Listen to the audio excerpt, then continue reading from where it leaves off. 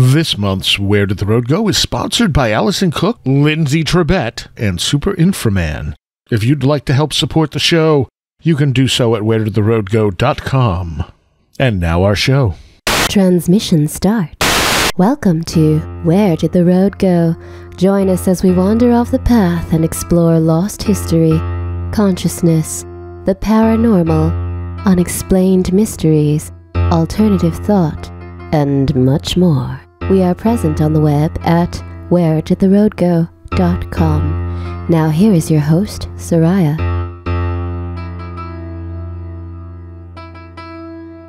Welcome to this edition of Where Did the Road Go? And tonight I am joined once again by Mr. Brent Raynes. Hey there, Brent. Hey, Seriah. Good to be back on with you. And we're back for a part two of your book, which is entitled what? Visitors from Hidden Realms from 2004. Yes, which caused you to do a little brushing up because I was throwing you questions last time that you hadn't actually looked at the book since, a long time back. It's been a while, yeah. It's because it came out 16 years ago. So yeah. So probably took a couple of years to write. Yeah, you hit it right on the nail. It was a couple of years. So you're looking at data from probably almost 20 years ago. Yeah, it's some of that data that kind of was. I had scoped out years earlier and always planned that if I wrote a book, hey, this is a good thing, Mm-hmm. Some of it even earlier than 20 years. So, that's how it goes. But well, like I said last time, it's very in touch with what's going on today and the ideas that people are putting out there today.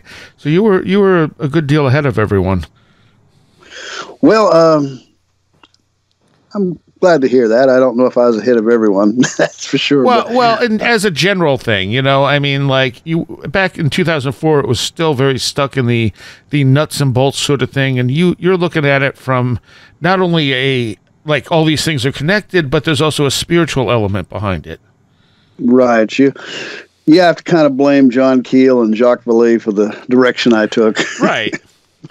So one of the things we didn't talk about last time that really interests me is the idea of the insertion of crystals. And you get this in shamanic cultures and stuff like that, but it also seems like it could be related to implants that you're getting from abduction accounts. Yeah, I was very interested to read about this Professor A.P. Elkins, who had studied actually over 80 clans and tribes of Aboriginals in Australia. And the sky people, or what they also called the reptilian spirit, would actually abduct these people, take them to the sky world, and later they would become like medicine men. They called them men of high degree. And said they had like this clairvoyant strong eye, they called it. And they could use their power actually for good or bad. They could heal or kill. They were supposedly known to bilocate, to maybe be in two places at once. That would just be too confusing for me. But they often would insert these quartz crystals up their nostrils, these beings, when they took them up to the sky world. And sometimes there was like a stick, reportedly, that would come through the back of the head and pierce the pineal gland and then end up planting the crystal in the middle of the tongue of this person who would later become a medicine man. And there was, this kind of compares in various compelling ways to the abduction phenomenon. We have the story of implants, and there was even a case back in 1992. Let me see. I think it was 92, of a 12-year-old boy in Texas who claimed he was abducted and told the investigators that he was placed on a metal table, face down, and that this being had a crystal wand. And they later found, he had a pain in his back, and they found a small sliver of crystal still stuck in his back. So very, very bizarre. Yeah. And of course, we're especially interested in anything to deal with pineal gland these days, with researchers like Dr. Rick Strassman, DMT, the spirit molecule, which he thinks DMT or something very similar may actually be derived in the pineal gland. And there were all sorts of interest in the ancient cultures in the pineal gland. And you think, like these Australians going back centuries, and so you can't help but wonder, what is. This is something we really need to explore further. I was thinking as I looked through the book this evening, preparing for this interview, I thought, man, I need to follow up on that even more. Because it's you get a lot of irons in the fire in this strange business. Yes. Well, and of course, when we look at implants today, if someone gets something out, it's usually just like a small sphere or something like that. It's not a crystal per se, but that might also reflect the way the phenomena has changed in our perceptions as well. Right. But it's interesting how the, crystals of quartz crystals and cultures worldwide, Aboriginal cultures, used them for, communications or in their healing work and such.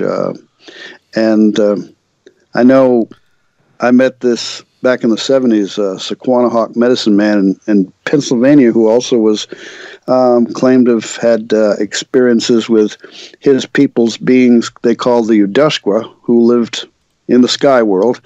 And he talked about the quartz crystal and how they were buried in Indian mounds, and that the sky people would use them, or the Udushkwa, and their ships come down and actually locate certain areas using the crystals as beacons. And then he said, of course, they can also be used for healing.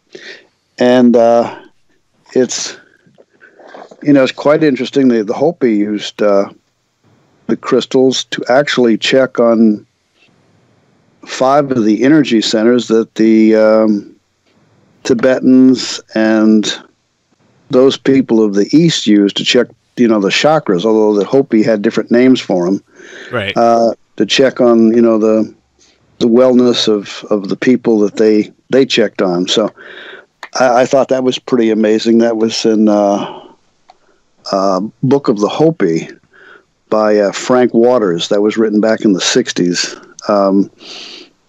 and it's not and that book isn't really an occult book or a metaphysic or a book. It's just a book written about what his research into the lives of the Hopi revealed to him. And there's even a UFO type story in there too, toward the back of the book, where it was a sign to the people, the Hopi, that I think it was back during World War II, and they refused to go, be drafted and go into the army. So they were imprisoned, and they saw this strange light coming down out of the mountains during the time they were imprisoned. It would, I think, came very close to where they were, and they saw this as a divine sign. Huh. And of course, the use of crystals got popularized by sort of the New Age movement. And I think that caused a lot of people to kind of, if you say crystals, they just immediately dismiss it. Oh, that's just New Age nonsense and stuff like that. But, it goes back, obviously, to Native American cultures. And we know that crystals have unusual behaviors as well. That's why they're using electronics and things like that. Oh, yeah. And my friend, Dr. Greg Little over in Memphis, who helps me with alternate perceptions as a editor, and also has a regular column called Archaeotrek. He deals with a lot of the ancient Native American sites and folklore and such. And he was on with author Art Bell some years back on his show, and he was telling about quartz crystals and said you can rub them together and they will spark. And Art Bell was skeptical and said, "Now, I've never heard of that." And So Greg told him get some, like in a bathtub, some water, and go back there, because it makes a reflective environment there, and start rubbing 2 quartz crystals together. And then Art Bell came back on the radio after a pause for some advertisements, and he says, "Wow," he says, "it really works." Nice. Huh. I didn't know Greg actually was one of the people that worked with you on the alternate perceptions. Yes, we actually started back in '85 when I first came out with a print newsletter, only about 4 pages, called Paraufology Forum, and he would write material for me. And then in '93, he said, "Well, I would like to, become part of the magazine, and I've had some experience with the publishing world, and we could make this into a nice, slick publication." So we actually got up to about 68 pages, and about 2000, we started losing some of our distributors. Everything was going to the internet, and we realized the world was changing around us. We had distributors from coast to coast, and they were starting to, the sales were going down. So now we're free on the internet. Yeah. When we were dealing with crystals and stuff, also the idea of UFOs connected to taking different hallucinogens also has always been very interesting to me. Yeah, last time we talked about Dr. Rick Strassman's DMT, the spirit molecule, and a lot of people feel there's a DMT maybe in the pineal gland. Anyway, that's an interesting area. In my book that we're talking about, there was a anthropologist, a Jeremy Narby, who back in the 80s was doing a lot of field work in Peru, in the Amazon, and he had noticed that the ayahuasca substance that they used with DMT in it, dimethyltryptamine, or however you pronounce it, and another plant that actually blocked a stomach enzyme that normally would prevent DMT in your blood system to reaching your brain and causing you to have these visions. And when somebody asked him, because in the Amazon there's an estimated 80,000 plants, how they figured out, because it was described as a chemical sophistication, how that the natives actually figured out how to put this combination together with these 2 plants and create this effect. They simply said, the plants tell us. Yeah. So and there was an ethnobotanist named Mark Plotkin in Venezuela. He took this hallucinatory snuff, and there were these little men dancing off in the distance. And he asked a shaman about it, and he called them the Hikura, and that they were forest spirits. And others who have taken, a lot of times anthropologists studying these different tribes would try their ceremonies and engage in some of the drug-related rituals and end up having very significant visions that compared to what the natives, was part of their belief systems. And I thought that was quite interesting. Kind of like Dr. Strassman doing the DMT study with about 60 volunteers out there in New Mexico back from over a 5-year period, and hearing about not just kind of like near-death stuff, but beings who kind of remarkably similar to the alien abduction scenarios. And I think it's interesting that in cave paintings, which are generally accepted to have been done by shaman, I believe it's generally accepted at this point.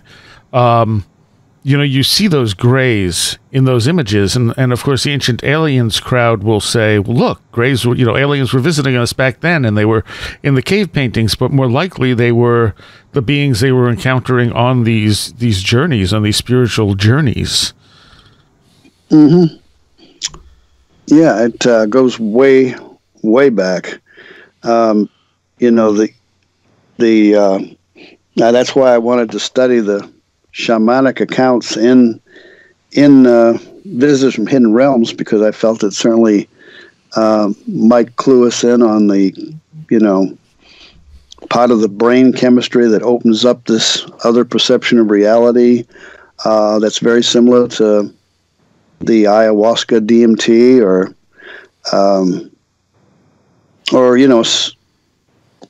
somehow within our own. They haven't really proven we got DMT in the brain as of yet, but they have found it in the brain of rats. Mm-hmm. And I think the suspicion is it actually starts in the lungs. Okay. Yeah, it's that's an area I need to get up to date on. I know that it's supposed to be in the human body, but as far as the pineal gland, I know when I had corresponded with Dr. Strassman, he said that was his deep suspicion, but it hadn't been yet verified yet. Yeah, it has a connection to the pineal gland, but I think when he was on, he was saying the suspicion is it's actually created in the lungs, which is odd when you think about it. Yeah. All righty. Well, that's interesting. Yeah. Interesting. And one of the other things you talk about, as I mentioned at the beginning here, is the role of spirituality in some of these UFO encounters. And it seems like both near-death experiences and UFO encounters seem to push people a little more toward a spiritual sort of outlook on things, not necessarily religious, but spiritual. Right. And that's what, a lot of the studies right now, like it was the Free Organization, now it's CCRI, Consciousness and Contact Research Institute. They're studying the different contact modalities, as they called it, and it's they're finding a lot of these are not just the contactee or abductee experiencer, but rather near-death experiencers and people with Marian apparitions, or many different categories, elementals or what have you, that modern and old, that bear a lot of similarities, and a lot of it is spiritual. The contact with these divine beings, sometimes tricksters, or even demonic type encounters. But a lot of them have been describing in the CCRI study and free study very positive outcomes and experiences. Yeah, there was a documentary, I got to find the name of it here, that we talked about on the show. It's on Amazon, Witness of Another World. And it's about someone and Valet is in this thing, if you haven't seen it. I have. Okay, so, they're talking with him about, how he had this encounter. It really traumatized him, but once he got it into the more spiritual context of the native people that he came from, it became a powerful, positive experience for him. So I think a lot of it comes down to, your framework for this stuff. Right. What Keel called frame of reference, and there's the UFO is just part of really a vast landscape of different kind of ways of looking at these things. And we kind of just got used to one perception of it and of these phenomena. And we're having to, kind of start over. Yeah. Like I said one time that, and in my book on John Keel, that Tim Beckley was interviewing him and congratulating him on bringing out the psychic component of a lot of these experiences with UFO experiencers, and that, it was more to it. And Keel said, well, he just opened up Pandora's box. It only made things more complicated. Yeah. And, but, You talk in the book too about UFOs being basically transformative events, which fits with the ideas that this stuff happens in liminal periods in our life. Yeah, that's an area that, you know, a number of people have been talking about for years. Brad Steiger is the star people, but and of course the Free organization, I think most of theirs, a very high percentage were considered transformative and spiritual. They had a survey of a staggering 4,200 people worldwide in their Free survey. And unlike, you know, Bud Hopkins and others of the alien abduction crowd, these were, you know, where they portrayed a lot of these encounters as very negative and frightening. A lot of these people, they might have been frightened at the beginning, startled, but they found their experiences by and large friendly and positive and transformative in the process. Yeah. And I wonder how much of that is we're encountering it in those liminal transformative periods, and that stuff is just pushing us over the edge that we need, you know? It's like the catalyst of finally pushing us into that transformation that we're almost at. You know, it seems like we're hearing more and more of these kind of encounters, and what's really frustrating is that, you know, for years, the UFO field, I guess, like all branches of science, it kind of evolves a little slowly. You got to go through all these theories first. You know, in the beginning, the really hardcore, serious researchers didn't want anything to do with anything that had to do with contact, because they felt that all of the contactee stories, which were positive, had to be hoaxes, and you know, they had to be charlatans that were involved in these things. Right. And so not only the Air Force, but major organizations, civilian organizations like NICAP and APRO, only wanted to do, well, APRO wanted just to deal with the humanoid beings who were collecting samples or doing something that sounded scientific, whereas NICAP just didn't want to have anything to do with a report of a UFO if a being emerged from it, you know. At that point, if it landed or a being came out, then they considered it a hoax, or someone had a mental disturbance. And right. And so they didn't, you know, it would either be tossed away or might end up way in the back of somebody's filing cabinet and forgotten. I think Valet was interested in maybe trying to find some of those cases at one time. And when he met Dr. Hynek, who had been consultant to the Air Force, Project Blue Book, for years, he educated Hynek on the fact that you know, he investigated this huge flap over in France, where he's from originally, back in 1954, and there were all kinds of cases of the beings and landing traces and things, and Hynek, because his experience had been with the Air Force, he hadn't really seen or had much dealing with those accounts. Only, you know, he always considered they were just some teenage kids that maybe took some gasoline and burned a circular error in the grass or something, you know. And after talking with, you know, Valet on all, you know, of his investigations, he began to realize that he had only been looking at part of the phenomena. And so now we got, you know, in 1987 we had Bud Hopkins with The Intruders and Whitley Strieber with Communion. Mm-hmm. And we had the Communion Foundation, and we had the Intruders Foundation, support groups for these people who had these traumatic encounters. And all these theories evolved about the alien abduction, and then years later we evolved to the point where we say, oh, and then there's these people that had the positive encounters. So I'd say we got both, and but we're just, one group wants just to deal with one phase of it, and they develop a certain way of handling it, and another one has their own take on it. And instead, we need to be as sweeping as we can and get into all of it and try to be as objective and thorough as we can, because it's all part of the picture. We don't need to separate it out and just deal with one little area.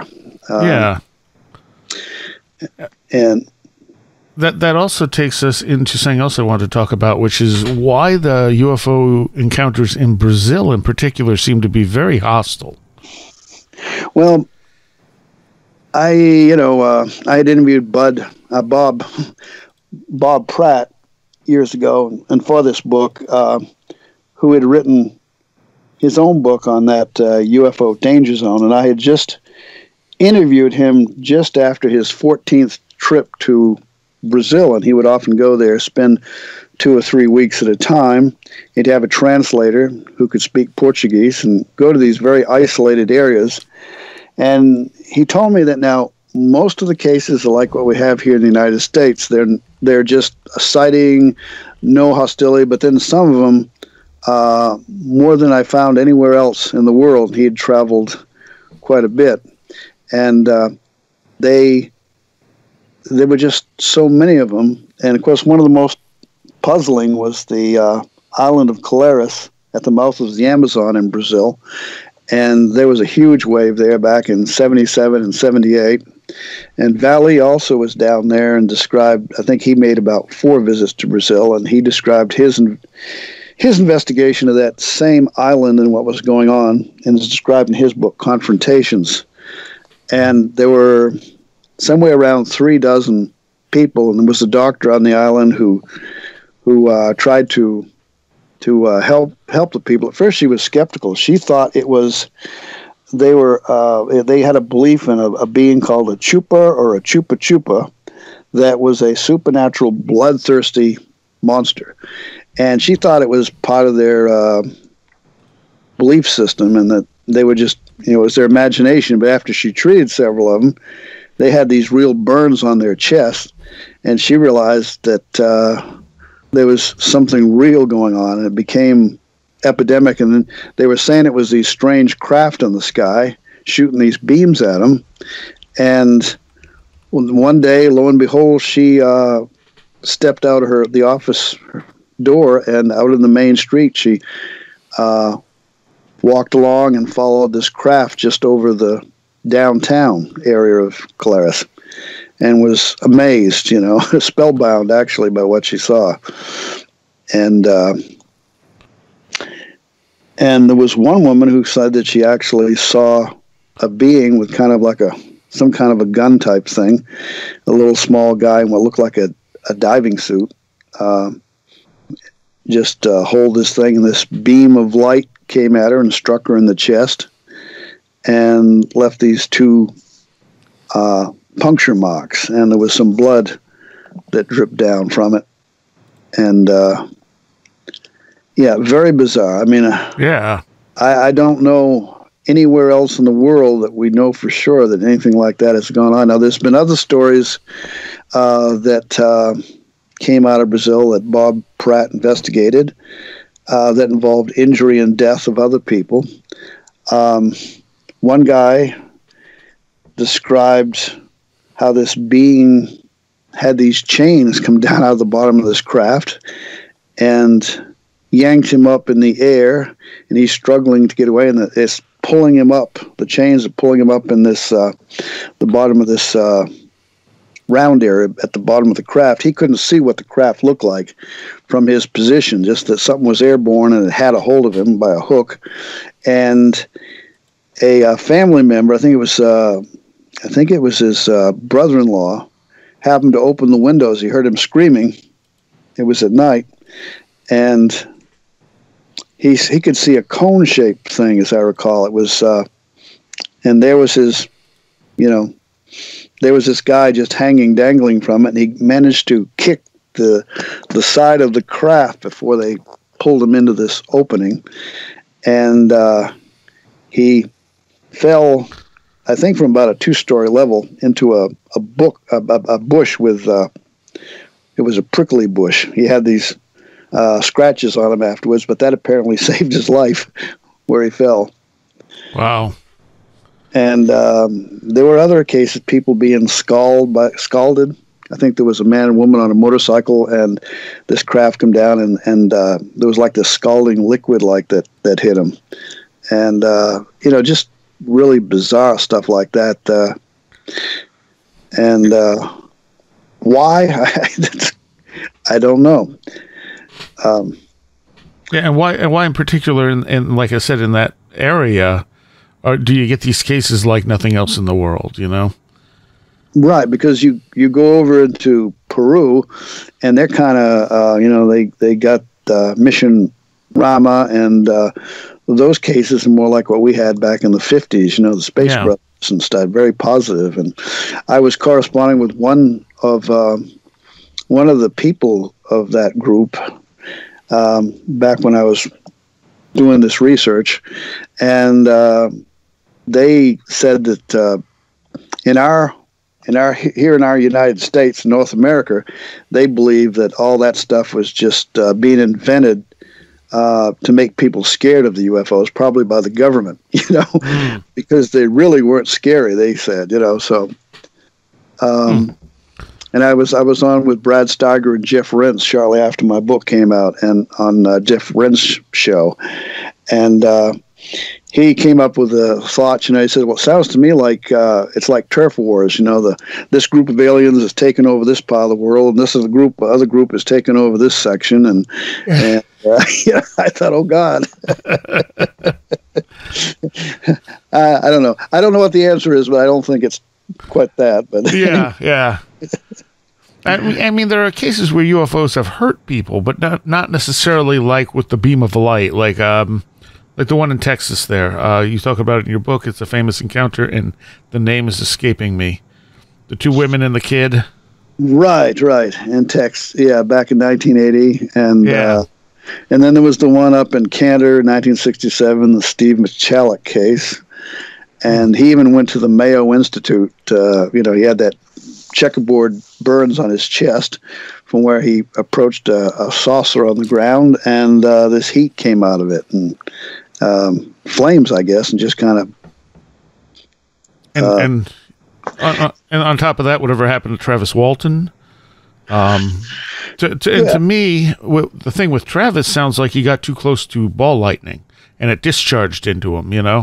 Like, not to say that it couldn't have been some form of intelligent plasma, but like the description that they give of the whole thing kind of sounds like a plasma discharge.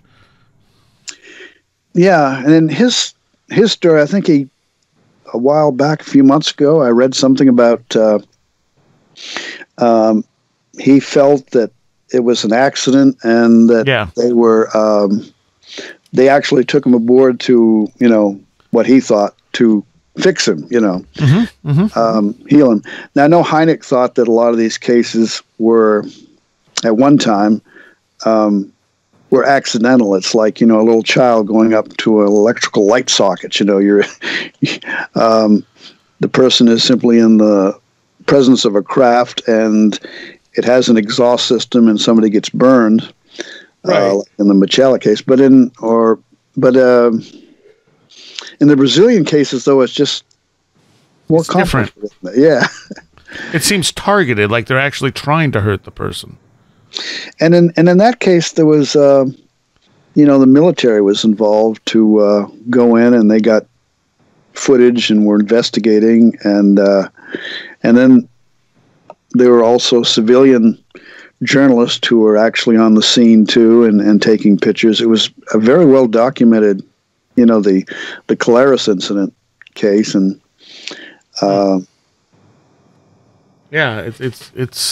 it's mildly mind-boggling. It's one of those things that, when we're talking about this being a shamanistic awakening or something, or transformative, then you look at those and they're part of the picture too, and they're certainly not that. Yeah, it's not. And so there's, again, there's like this, the dark side to this, I guess we could say, and then there's the positive side. And trying to make sense of it all is very difficult.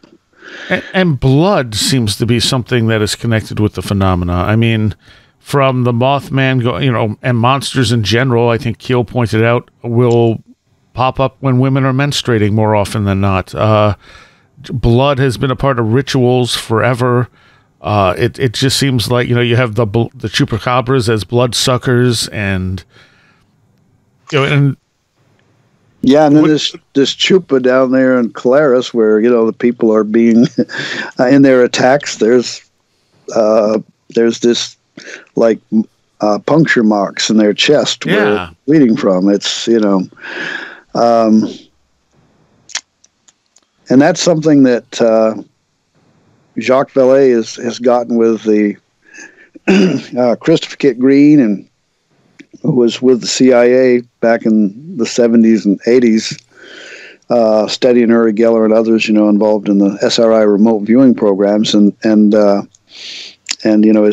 his helper now, Gary Nolan from Nolan Lab at Stanford, and they've been meeting with Jacques Vallée, discussing a lot of these things, and specifically one of them has been the Claris incidents. And Gary Nolan, in a personal message, informed me that unfortunately they didn't have anything substantial to go on, no blood samples that they could analyze or something, because they're looking for very tangible evidence. And hopefully they will come out with a journal article that they're eventually supposed to publish. They will deal with a lot of the cases they've been studying involving light beam type cases where people are injured by these mysterious beams of light and such. They apparently have quite a number of experiences, and so I'm hoping that'll come out sometime soon. yeah, that'd be really interesting. One of the things you talk about in here, and we discussed one of the accounts you talked about in here in the last time you were on, because it's also in the Keel book, but you talk a lot about portal areas and vortexes in here. Yeah, or the window areas that as Keel called them, that a lot of times seem to be located along geomagnetic faults, and not just UFO, but it seems like a whole bunch of strange things that fall under the broad umbrella of the paranormal happen at these locations, which is what Keel was describing in his Mothman prophecies and such. Mm-hmm. I've just recently interviewed a woman, a Barbara Fisher, up in Ohio, at the Athens, Ohio, which of course happens to be the same place that Mary Hyre worked for the Athens Messenger.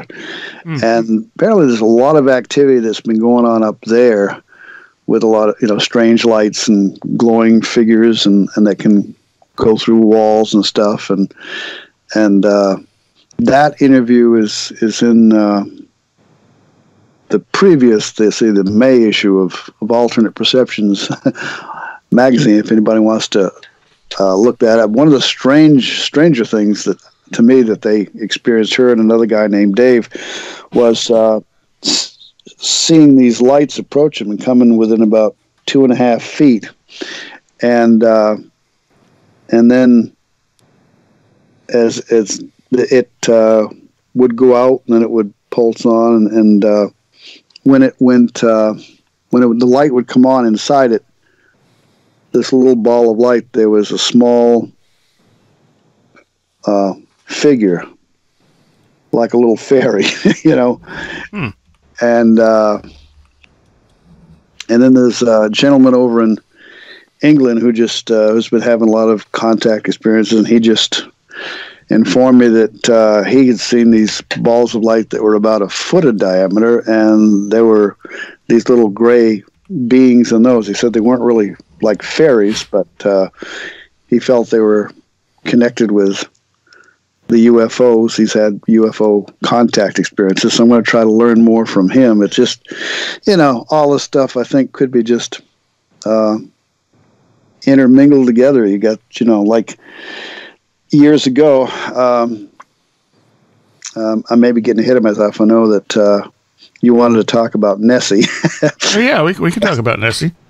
Well, years ago, British researcher Andrew Collins and his friend Graham Phillips investigated the Nessie area and found that there were a lot of activities besides the Nessie monster in Scotland there at Loch Ness. They had located this mound that was called the Torshie, and in Gaelic it meant Fairy Hill. And there's a whole bunch of modern-day fairy reports and UFO sightings, poltergeist activity that was going on around Loch Ness. And interestingly, Aleister Crowley, the famed occultist, back in 1933, he rented a house along the shore of Loch Ness and did these magical rituals that year. And that was the same year that there were some spectacular Loch Ness sightings too, But there was also a well-known researcher named F.W. Holliday who was involved with an exorcism too at the site back in '73, done by an Anglican exorcist. And for several days afterwards, there were reported paranormal events going on. And it was shortly after that, at some point, that he had a kind of an MIB encounter at the loch. He said this figure had like a black leather coat, clothes on, and black leather coat, or else it was plastic of some kind. But he had a helmet and dark gloves and goggles, and kind of like a motorcyclist. And he was just standing there at a short distance staring at him. And so he walked toward the guy, and the guy continues to be rather motionless, except maybe his feet were moving just a little bit, but he was motionless. And he came within a yard of the guy, and he couldn't hear him breathing. And he said he looked into his goggles and couldn't see, couldn't see the eyes or any sign of who was inside there. Right. He said he walked about 3 yards behind the guy, about 10 seconds, and then he turned around, and he said there was nobody there. And to his right, there was a road that went about a half mile. To his left, there was a distance of about 100 yards, and also there was like a fence that you would have had to jump over. He said it would have been impossible in that length of time, and he didn't hear anything. He didn't hear him running or anything, to just disappear like that. And about a year later, he reported, well, it looked like he was in the clear and nothing had happened. And then he had a heart attack, and he said it may have been coincidence, but when he was removed from the area, he was spending about a week at Loch Ness, that on a stretcher he was carried directly over the spot where this black figure had stood. Huh. Well, that's interesting. So that was, there's some of the examples, some of the things that can happen or get reported at these locations. Yeah, so I mean, Loch Ness very well could be one of these portal areas, which would explain why something as big as Nessie can hide, because it's not actually there in the way that we think of it. Right, and the this lady up in Athens, Ohio, reported to me that she and others had seen these balls of light and kind of like glowing type, human type figures that seemed to be coming out of a glowing portal one time. So, and other people have reported seeing portals. I know there's been stories of these, some pretty spectacular ones down in Puerto Rico, which has been having a lot of activity in recent months, along with earthquakes and dealing with the COVID-19 virus down there too. Yeah. But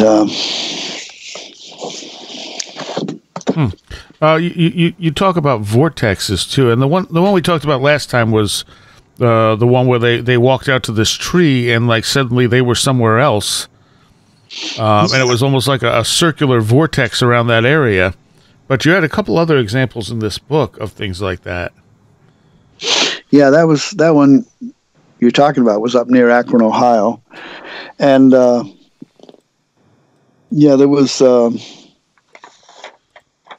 one where I didn't. It's been a while, but it was down in it was down, I believe, in Peru, and there was a researcher who had investigated this case of where a person had come upon a tent, and there was some reason that they walked up to it and pulled the flap, and they looked in, and there were these people that appeared to be from a different time period. And suddenly they had like a stroke or something, and they were found later laying on the ground and were rushed to a hospital. And it showed up in their in a brain scan that I think there'd been like a paralysis of one side of their brain or something. Oh, yeah, that's one of those things I need to go back and refresh myself on. But it was a pretty strange case. And that sounded kind of like, some kind of intrusion from another reality, a vortex or whatever. Right.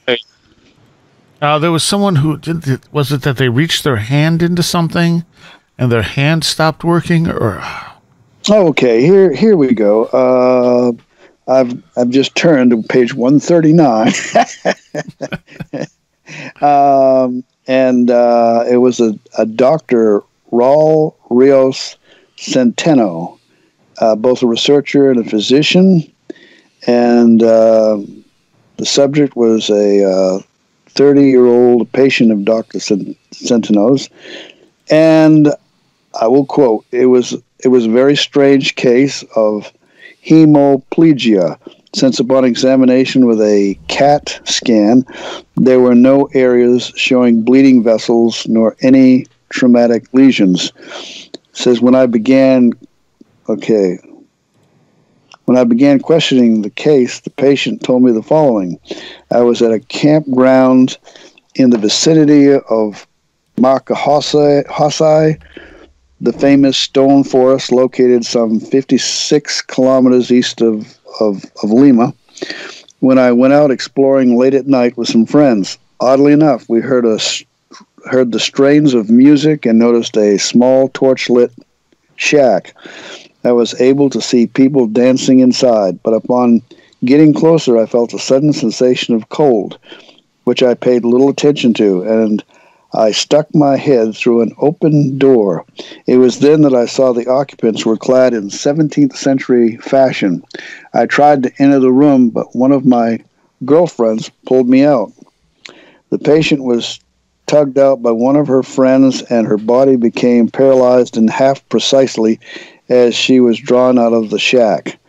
My conclusion is that the probable cause behind the hemiplegia is unknown. No medical test was able to ascertain its cause.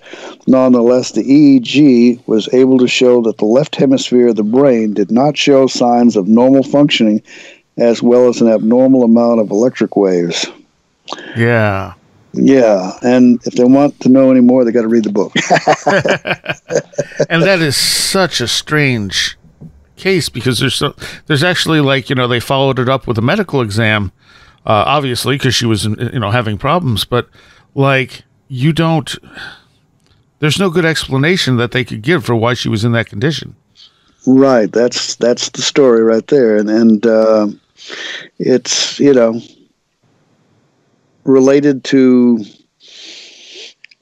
some time-space displacement, I guess the best you could say. I'm not a physicist, but, or a quantum physicist, which you'd have to be in this case, I guess. But, I mean, it's a very strange story. And I'm not even sure a quantum physicist would know what to make of it. Well, that's true. I mean, they could come up with a better theory than maybe you or I, but I don't know. It depends on where their head's at, right? Right. Yeah, exactly. If they would consider it and, maybe toss around some ideas, but first they'd have to consider it. And not all quantum physicists are that open-minded, but some are, more so than others. Yeah, more so than others. Yeah, but this, it's. Keel had the theory of a simplified theory he said, of quantum physics, and he called it the superspectrum, that something was embedded within the normal electromagnetic spectrum that seemed to come from another time-space frame of reference. And, superspectrum versus string theory, I think one sounds about as legitimate as the other to me. I don't know the difference. I'll take the superspectrum over the string theory, honestly.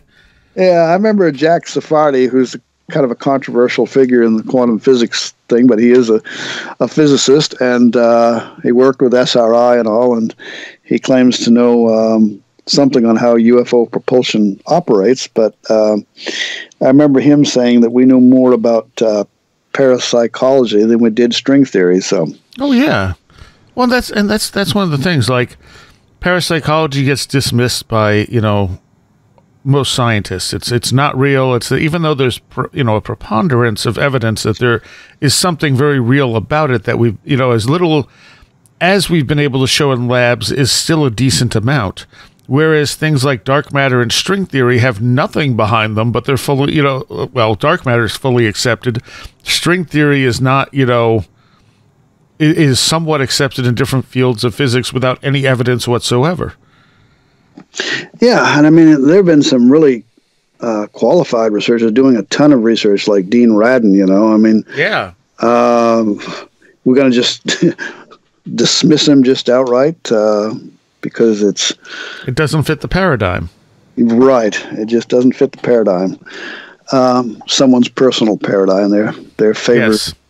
Their favorite perspective, instead of examining the evidence, which they're actually kind of scared of it, I think.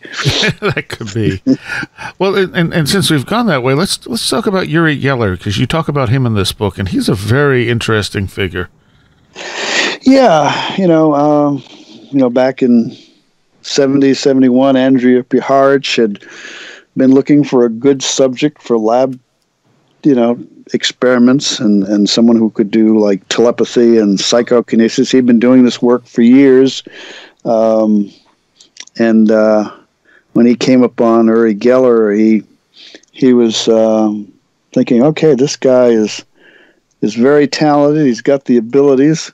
But then there was the whole UFO thing. He would hypnotize Geller, and suddenly this voice would come out of the recorder, claimed to be a space intelligence. Had kind of a monotone mechanical voice. And this happened a number of times, and Geller, as I recall, he was so skeptical in the beginning that he actually tore the recorder apart, thinking that Dr. Piharch was playing a trick on him, that he had some kind of little mini recorder inside there, or radio receiver, and that this was all a trick. And he took it apart and couldn't explain what Piharch was saying. At first he was under hypnosis. He didn't remember any of this, and then later he witnessed it himself, along with seeing the UFOs. I know in a phone conversation I had with him, he was telling me that when they were together in Israel, that they actually saw these craft, and it was to him it was clearly something of advanced technology, spacecraft, whatever, UFOs. He said he was still on a journey trying to figure what this was all about, but he said he could never, after the incidents that Piharch described in Uri, that he never could do the EVP thing again. And I thought, wow, here's a guy that can take a fork, a knife, or a key, and he bend it with his mind, and he can't do an EVP. My gosh. You just never know. But yeah, and then he worked with, Puharich brought him to the United States, and he had written to the CIA and was wanting them to study him, and they took him to the Stanford Research Institute, and there was Russell Targ and Harold Putoff, and they began this serious study, and this Dr. Christopher Kit Green at the CIA's Weird Desk, they called it. He was assigned by the director of the CIA, Richard Helms, to monitor the situation, that, they were wanting to see if there was anything to this stuff.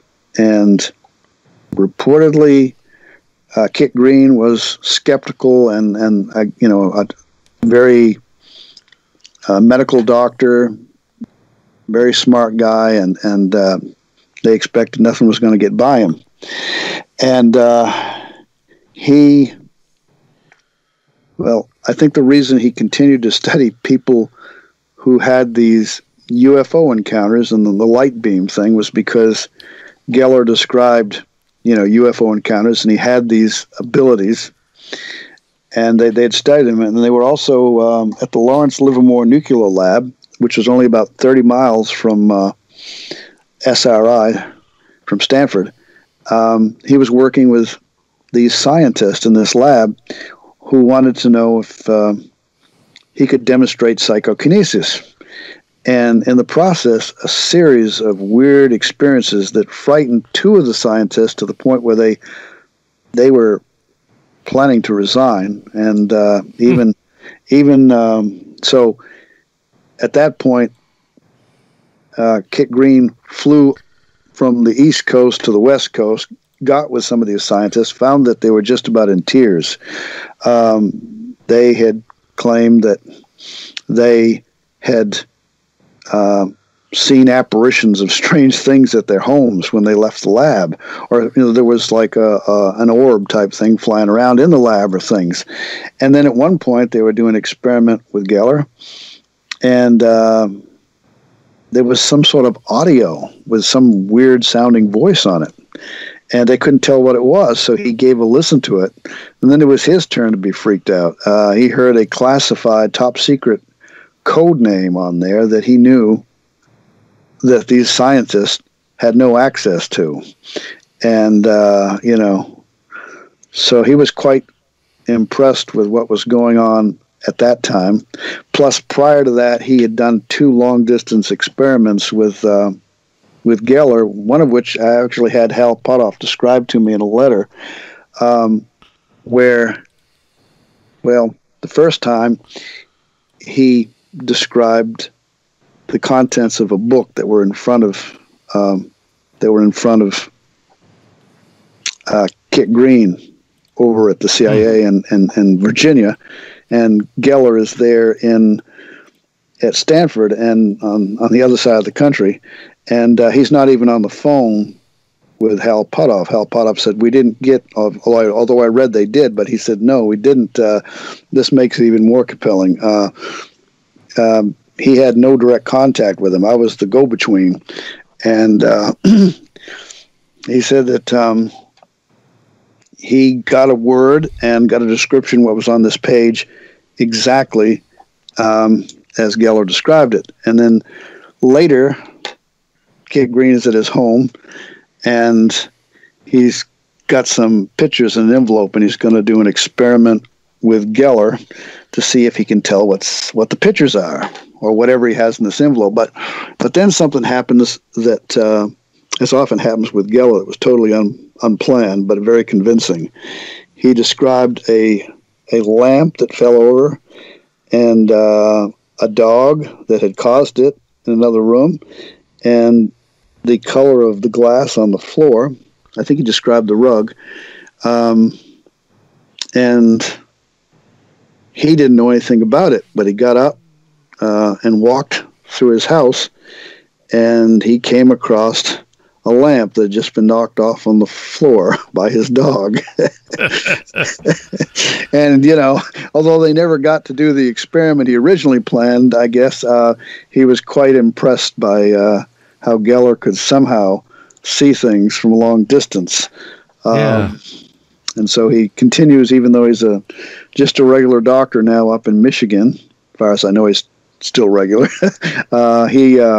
He's very much interested in these phenomena all these years later. And I think somewhere between Geller and perhaps Ingo Swann, they're the reason why. And they even got Valley to come on board. I mean, I found this out from Valley some years back. I had no idea, but he said that they were so perplexed by so many of the remote viewers they were using, telling about how they had UFO encounters, that they thought, well, they asked Valley to come on board on a confidential basis at first to go ahead and talk to these people and see if this was somehow a component of this situation, which they're still trying to figure out to this day. Yeah, yeah. And I think a lot of people are familiar with Geller because of the TV shows. I know that's how I first heard of him.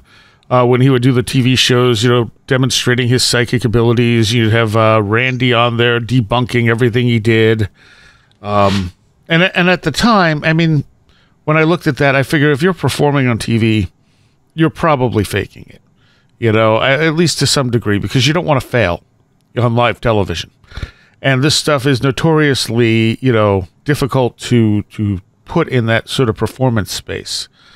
But I also found it, it bugged me when the amazing Randy would sit there and say, well, look, I can duplicate what he's doing with sleight of hand. And I'm like, but that doesn't prove that what Geller's doing is using sleight of hand.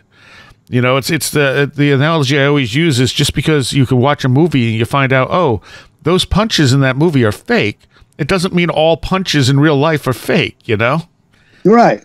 And I've talked with people who met Uri and saw him doing things, and I know there was one of them was Harry Belisle, who was in New York City. I walked into his office when I was in New York once, and he was the editor and publisher of UFO Update, and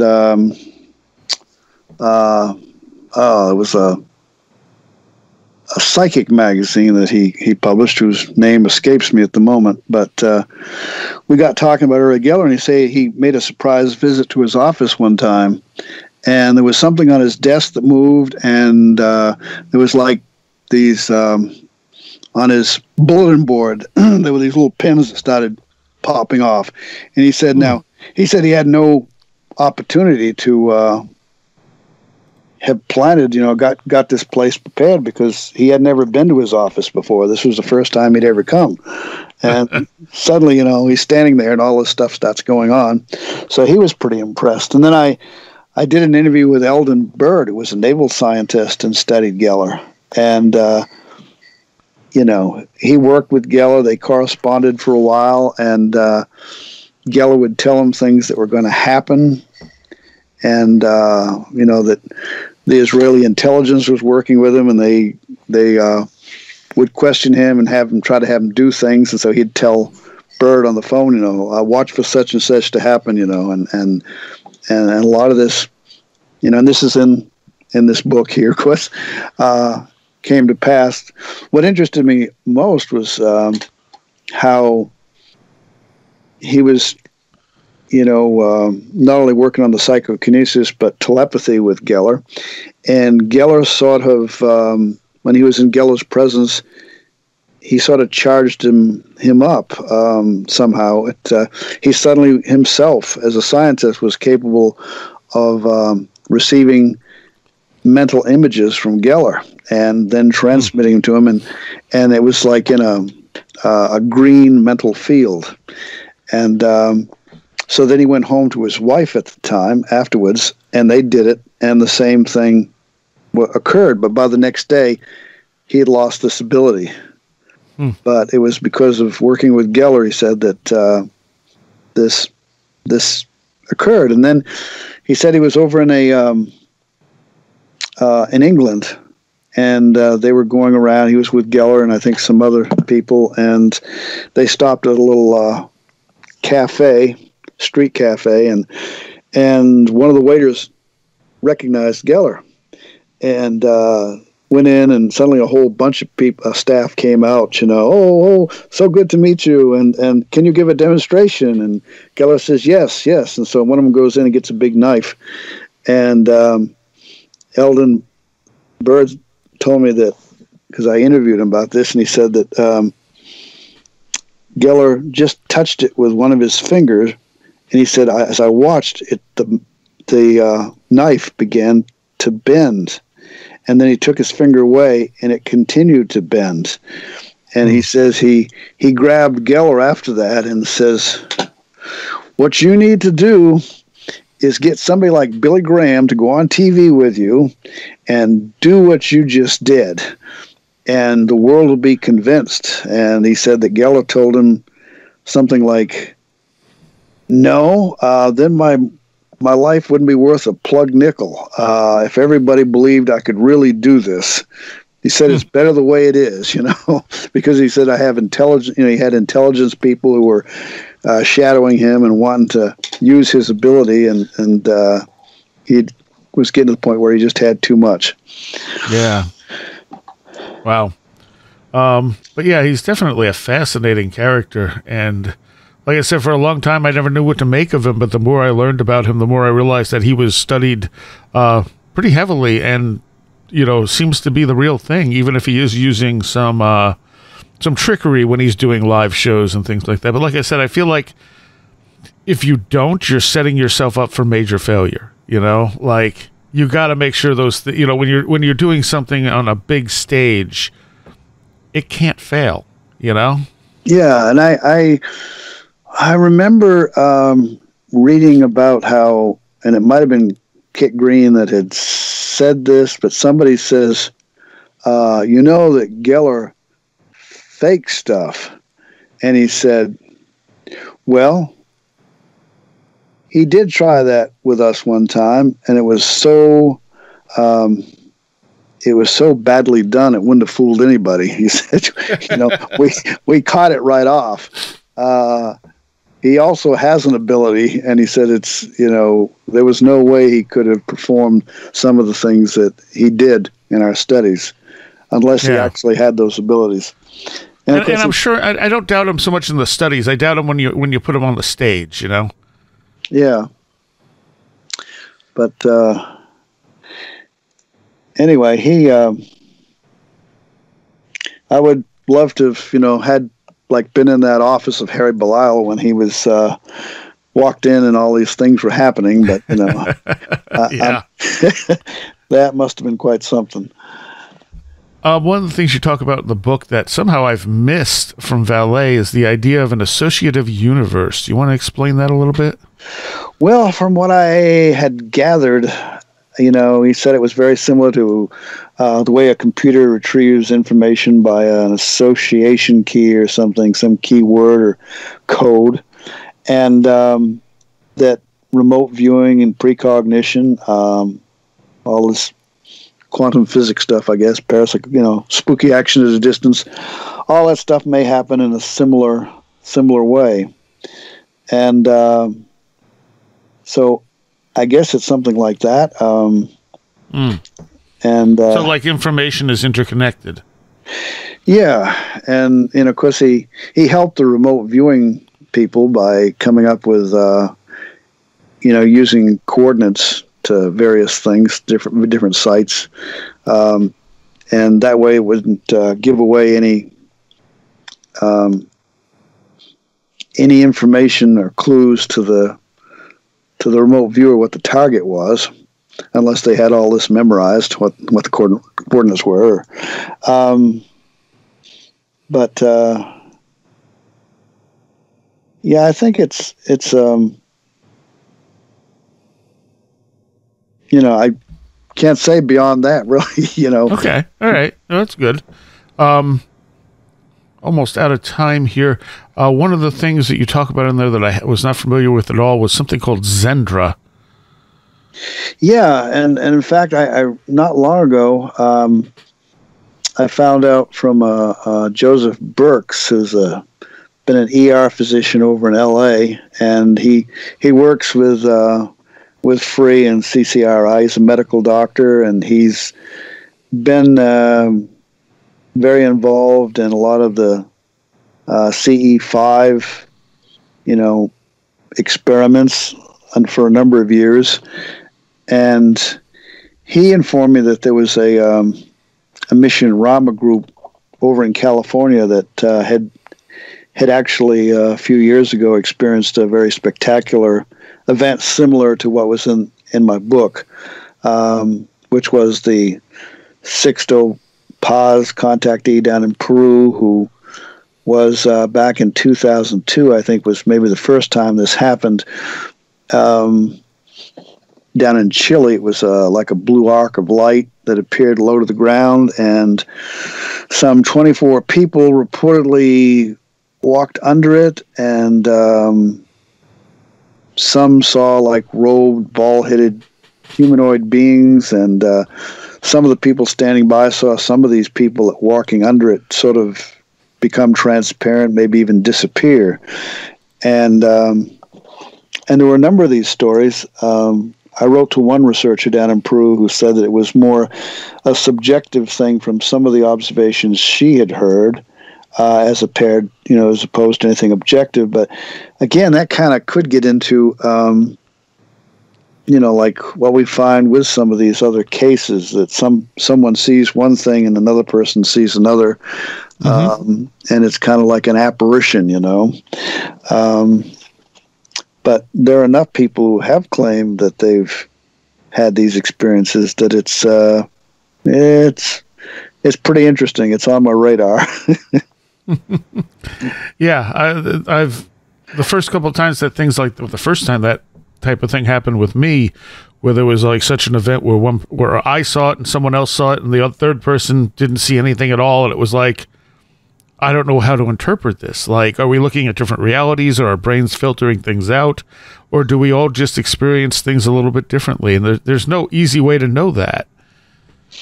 Right, and I know I mentioned this before, but I'll quickly mention that Carl Jung, the psychologist from Swiss psychologist who wrote a book. He was the one who created the archetypes of the collective unconscious and such terms as introvert and extrovert, and he was a student or a friend of Sigmund Freud. Sigmund Freud hoped he'd carry on his work, but he had his own work to do. And he wrote a book in 1958. It was published in 58. He probably wrote it 56 and 57 or whatever, but it was very, very interesting book where he tried to apply his theories of visionary experiences, archetypes, and called Flying Saucers and Modern Myth, things seen in the sky. And he introduced a term called psychoid, where an example he used was he was with a group of people hovering around a psychic medium.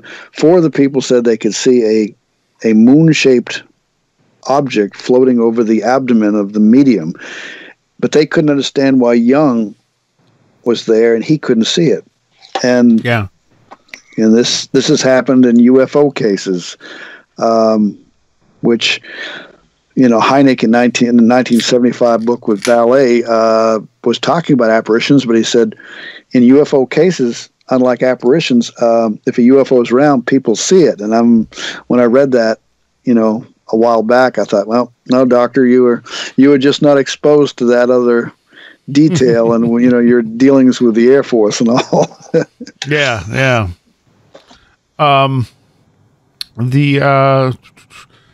There's a couple other things I want to talk to you about. Maybe we'll do one of them as a Patreon real quick, but I think we can squeeze in the blue light phenomena. And I want you to describe this, and then I have an experience that was not quite the same, but involves sort of the color blue. So I'll let you explain what you're talking about with the blue light. Yeah, back in back in my high school years, going way back, living in Maine, I read Harold Sherman's book, several of his books, which I still have, on psychic phenomena, and in particular astral projection. And he gave case histories. He had done it himself. He also described a technique to use where you use progressive relaxation, and then you visualize a like a motion picture screen, and you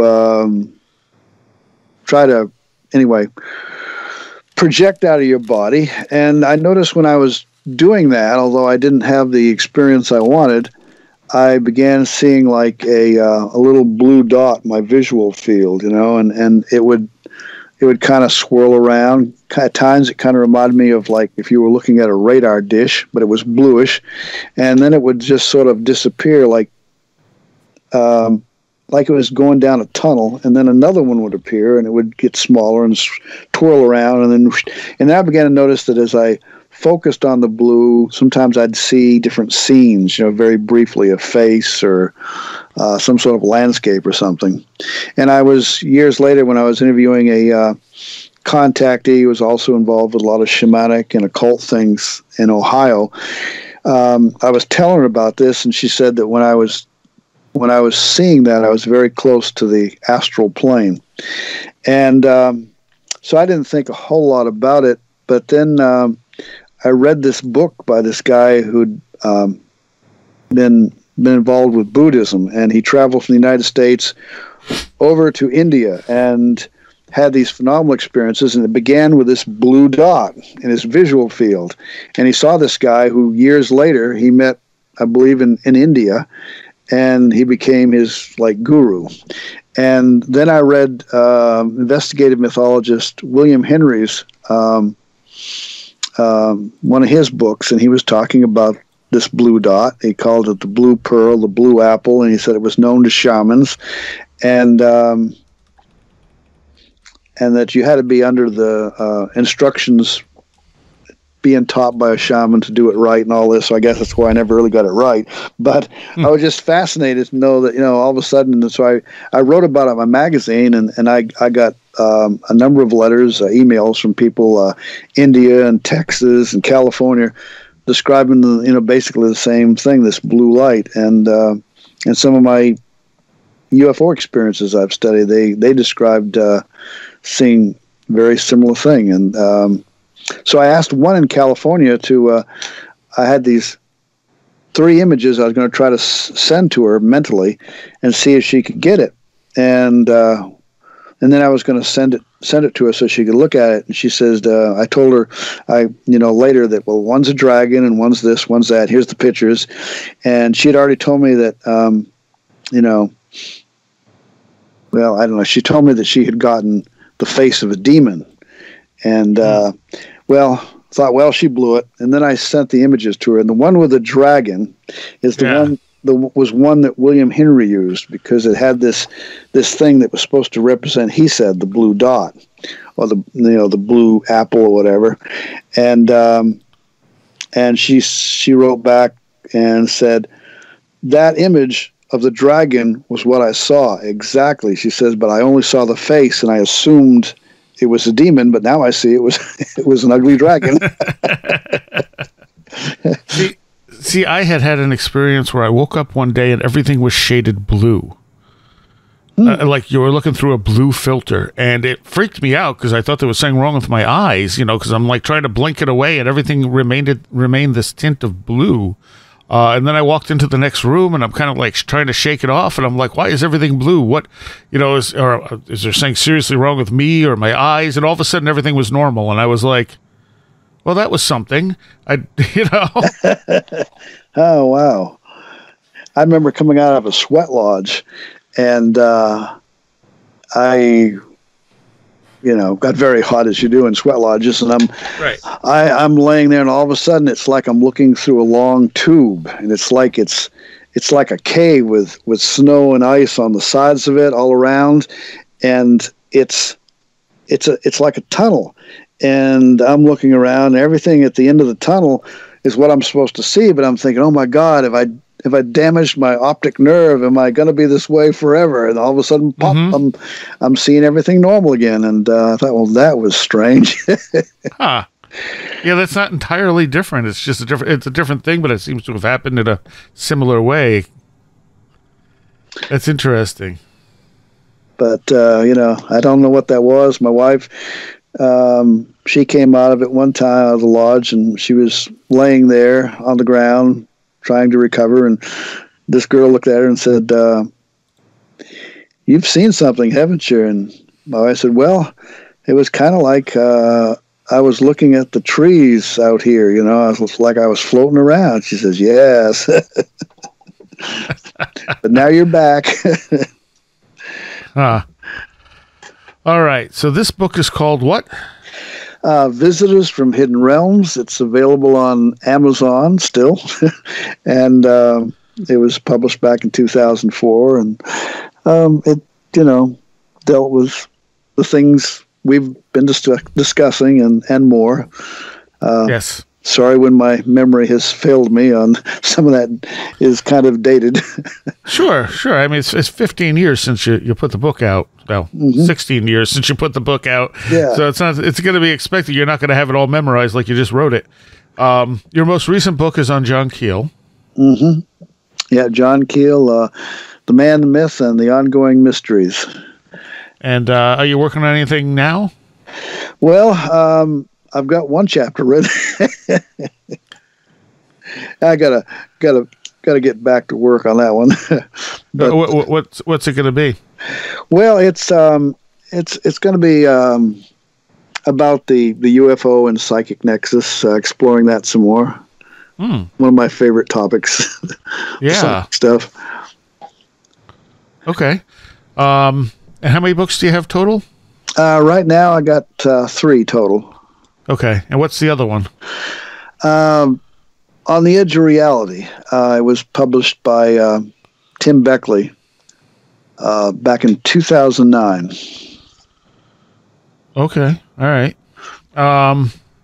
And you have the magazine that's a monthly online. Alternate Perceptions comes out the first of each month. It has interviews and has different reports and book reviews and reader comments, and then of course we archive each issue. So after the end of the month, we put together another one. It comes out the first, and the one previous goes into archive. But you go to the top of the page, and you can click on to different years and different months, and have yourself a reading experience. and it's all free. And it's all free, yeah.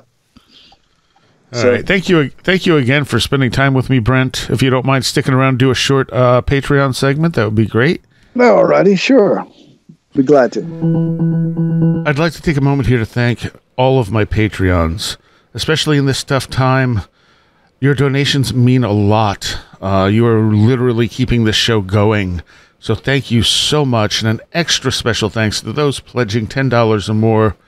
Allison Cook, Lindsay Trebet, Super Inframan, Tim, David Moore, Vincent Trewell, The Great Change, Stone Wilderness, Luke Osborne, Becky Trainer, Rob Drummond, Alex Whitcomb, Damian Tallman, Edu Camahort, Tactical Therapist, Janet Bunderson, 36 Dingo, Maria, Sam Sharon, Otto Balut, Maddie, Jennifer Campbell, American Rambler, Kevin, John Rutledge Foster, Eric Citron, Andy McNamara, Sasha Jorg, Matthias Sunby, Dominic O'Malley, Christopher Vaughn, Riker and Stark, Jose A., Roger Gonzalez, Craig Cicernos, Ray Benedetto, Linz Jackson K., Alfred Tuttle, Matthew Sproul, Kevin Schreck, Patricia Giaquinta, William Lovelace, Mark Brady, Chris 646, Carla Mahoney, and James Lattimore. Thank you all so very much. All right, there is a Patreon-only segment with Brent available in a few days from the airing of this initially, so become a patron. It's only $3 a month. It helps us out greatly. If you like the show, it's one way to support us. You can also share us with your friends and let people know about the show. That also helps immensely, as does rating us on whatever platform you listen to us on. We'll see you next time. You have been listening to Where Did the Road Go? This show is made possible in part from our Patreons And we thank you and everyone listening for helping us continue this exploration of the strange. You can always find everything Where Did the Road Go related at www.wheredidtheroadgo.com. And thank you so much for your support.